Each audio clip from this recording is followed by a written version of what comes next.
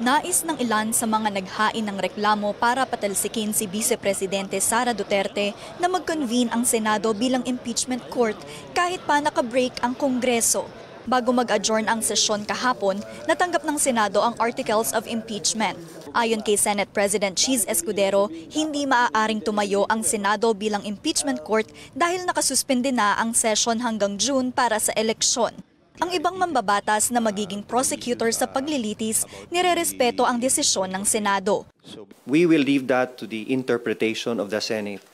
The trial itself is a mandate of the Senate and we respect that. Ang isa sa naghain ng complaint na si ACT Teachers Representative Franz Castro may patutsyada sa Senado.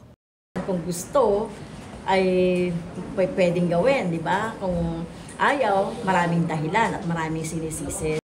Sabi ni Deputy Majority Leader Lawrence Defensor, may posibilidad na tumawid ng 20th Congress ang paglilitis. Nilinaw naman ni Manila Representative Joel Chua na hindi minadali ng Kamara ang pag-impeach kay Duterte.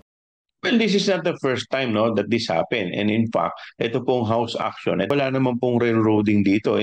Dagdag ni Chua, magpupulong silang mga natalagang prosecutors ngayong linggo o sa susunod para sa diskarte sa paglilitis. Culpable violation of the Constitution, betrayal of public trust, graft and corruption at other high crimes ang grounds ng impeachment case na pinirmahan ng 215 kongresista. Ayon sa mga mambabatas, may 25 pang gustong maging complainant na hindi na nakaabot sa dokumentong ipinasa sa Senado. Para sa mga impormasyong napapanahon at on-demand, Denise Fernandez, Newswatch Plus.